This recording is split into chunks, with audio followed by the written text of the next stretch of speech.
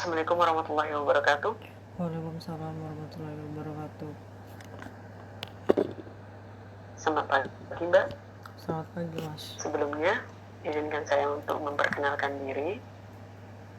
Perkenalkan, nama saya Kira Alfaris. Anda bisa panggil saya Gerald. Sebelumnya boleh saya tahu nama Mbak? Iya, nama saya Diah, Mas. Baik, Mbak Diah. Sebelumnya saya ingin menanyakan kabar Mbak sendiri. Apakah Mbak sehat atau baik-baik aja? Alhamdulillah baik-baik aja. Alhamdulillah. Baik, Mbak. Sebelum saya melanjutkan diskusi ini, saya ingin menyampaikan bahwa saya akan menjamin kerahasiaan atas apa yang ada di pembicaraan ini dan berjanji untuk menjaga kerahasiaannya dan tidak menyampaikannya kepada siapapun kecuali dalam keadaan darurat di mana ada pihak ketiga yang dalam situasi yang terancam atau Mbak sendiri, maka saya berhak untuk memberitahukan kepada pihak yang berwajib atau berwenang dalam hal tersebut. Apa Mbak bersedia? Ya, bersedia, Mas. Baik, Mbak. Terima kasih. Boleh saya tahu apa keperluan Mbak untuk menghubungi saya atau bertemu dengan saya saat ini? Jadi selama masa pandemi ini saya merasa cemas dan tertekan. Ya, stres juga. Mungkin frustasi ringan atau sejenisnya. Nah, jadi saya mahasiswa semester 6 dan kebetulan merantau dan juga kuliah sambil kerja part time. Nah, pekerjaan saya ini udah kontrak selama setahun. Kebetulan juga pekerjaan saya ini bekerja di bidang oleh-oleh dan selama pandemi ini nggak ada off atau liburnya, jadi nggak memberlakukan work from home karena ya memang kami nggak bisa berjualan oleh-oleh via online seperti itu. Nah, karena pekerjaan saya ini juga jadi saya nggak bisa pulang kampung. Kemarin sebenarnya udah ada rencana pulang di bulan April, cuma memang karena kebijakan dari pemerintah tiba-tiba bandara ditutup seperti itu. Nah, dari kuliah pun juga saya ngerasa ya cukup stres dengan tugas-tugas yang terus-terusan diberi secara bergiliran, deadline yang berdekat-dekatan, sedangkan tugasnya juga banyak. Kebetulan saya mahasiswa semester 6 dan semester ini juga banyak mata kuliah praktikum, jadi cukup banyak lah tugas-tugas yang diberikan kepada saya. Dan jujur kuliah online ini juga memang sangat amat memberatkan bagi saya yang bukan tipe visual, jadi saya nggak paham materi yang diberikan dosen seperti itu. Nah, di sisi lain juga saya karena nggak bisa pulang, saya merasa cemas dan takut.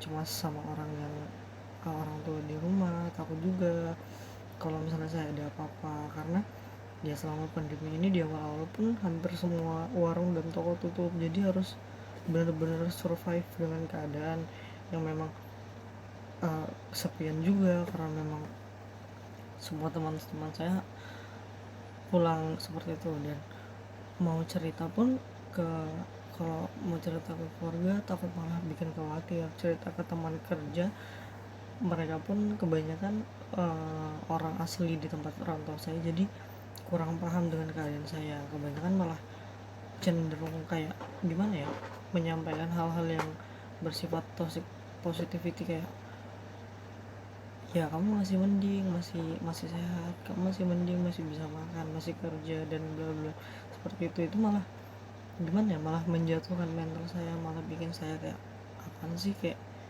ya saya juga cuma pengen didengarin doang seperti itu. Anda jadi merasa tidak dihargai. Iya.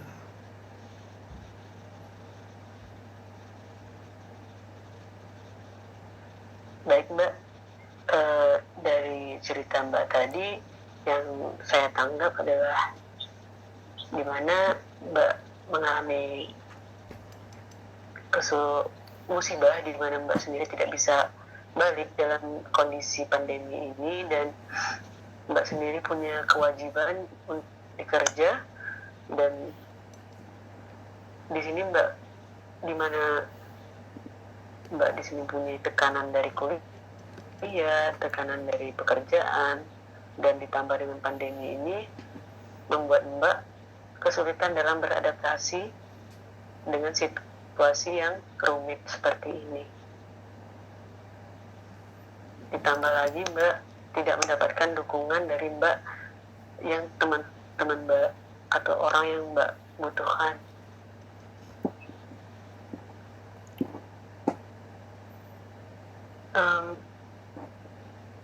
Kalau boleh saya tahu Mbak, bagaimana cara Mbak dalam menghadapi masalah-masalah tersebut sampai saat ini Mbak? Saya sih kemarin sempat untuk me time kurang lebih ya 2 minggu saya nggak kerja, terus juga nggak terlalu intens ngubungin teman-teman karena ya pengen me time aja biar nenangin pikiran, biar juga saya bisa nerima keadaan sekarang yang memang kita harus menjalani keadaan yang kayak gini untuk sementara waktu, mau gimana lagi, karena emang ya dunia emang sedang nggak baik seperti itu kan. Jadi yang saya lakuin ya saya berusaha ngelakuin apa hal-hal yang saya bisa lakukan di kos, hal-hal yang menyenangkan, seperti mungkin ya mengatur tata letak kos lagi, ntar mencari-cari apa yang saya senangi, nonton, seperti itu.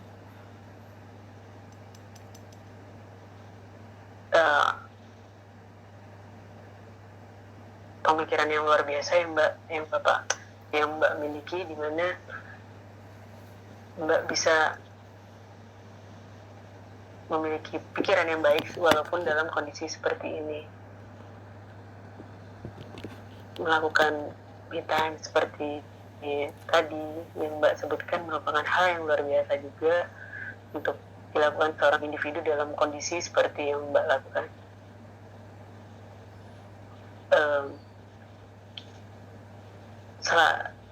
Tadi boleh saya bertanya Mbak, tadi kan Mbak ada menjelaskan bahwa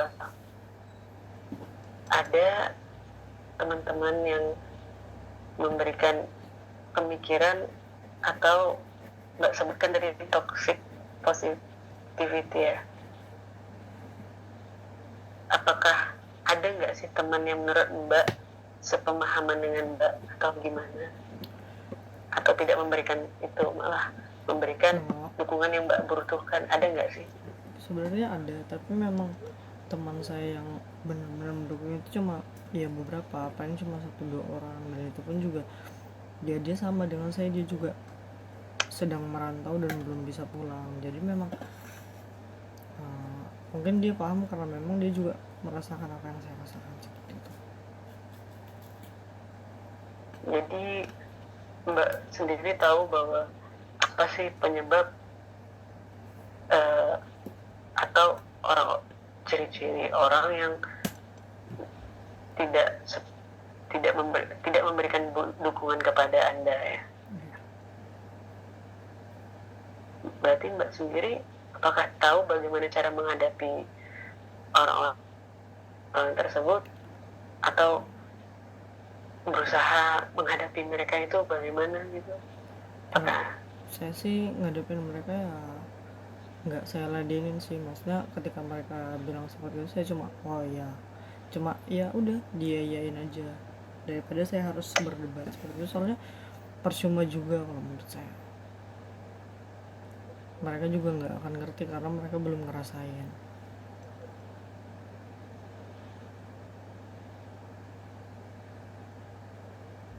Karena dasarnya untuk memahami seseorang adalah saat seseorang itu merasakan apa yang dirasakan orang lain ya Mbak. Iya. Gitu ya Mbak, dari yang saya tangkap dari yang Mbak sampaikan tadi seperti itu.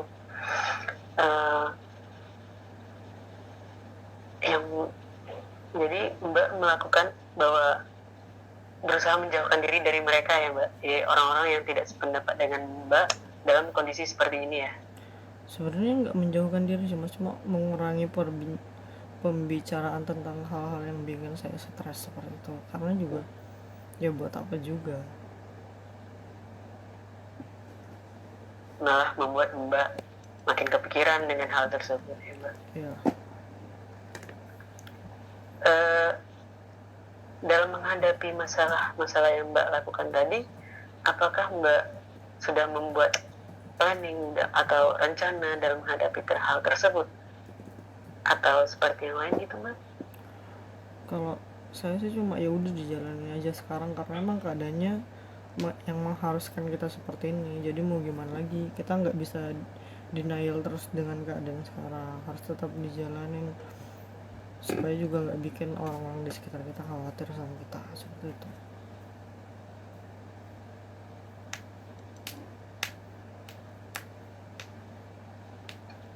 Luar biasa ya Mbak pemikiran Mbak tadi, dan tidak semua orang bisa berpikir seperti Mbak dalam kondisi seperti ini.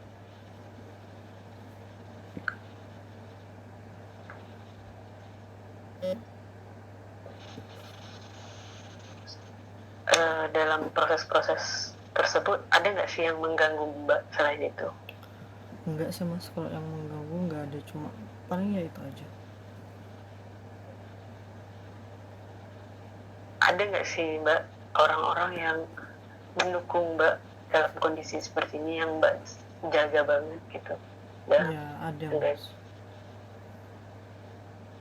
Apakah orang tersebut selalu memberi dukungan kepada Mbak? Iya.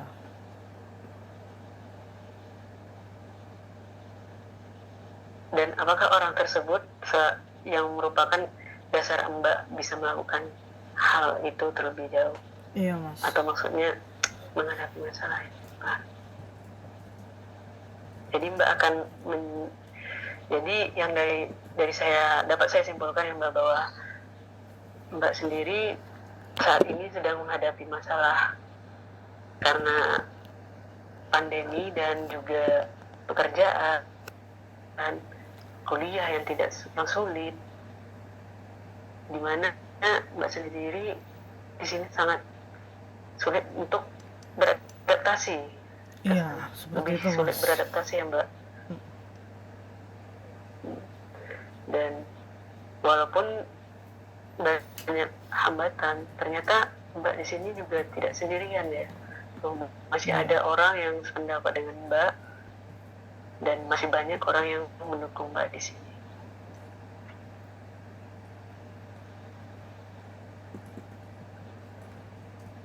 Dan Mbak sendiri, karena dukungan orang-orang tersebut, Mbak sendiri masih yakin bahwa hal ini masih bisa dilanjutkan. Iya. Oh iya Mbak, tadi kan Mbak juga menyebutkan bahwa Mbak bukan orang yang visual dan kesulitan dalam adaptasi belajar daring ini. Begitu ya Mbak? Iya benar Mas. Nah, bagaimana cara Mbak dalam menghadapi kesulitan-kesulitan itu? Apakah dari teman atau dari orang yang mendukung Mbak tadi?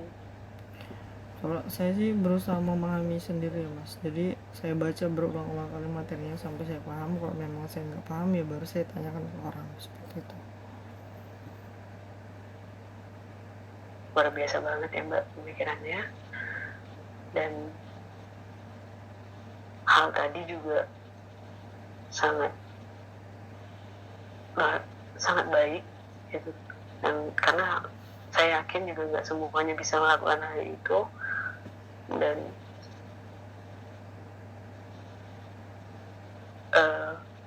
dalam kondisi online sendiri juga tidak semua orang yang paham ya Mbak. Iya. Termasuk yang mengajarkan bahkan ya.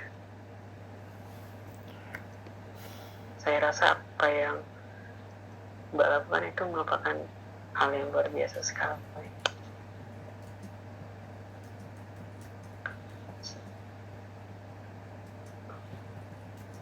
Ada lagi yang ingin disampaikan Mbak? Kayaknya udah cukup itu aja Mas.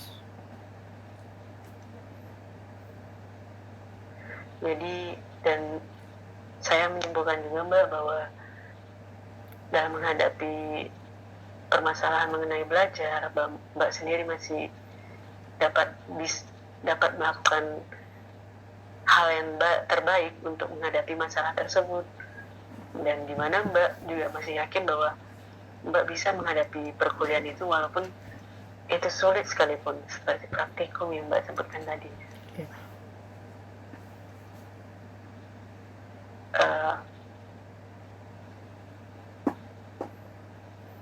Kemampuan Mbak sangat baik dalam menghadapi ini, dan saya yakin bahwa Mbak bisa melakukan hal-hal atau kesulitan ini dengan baik.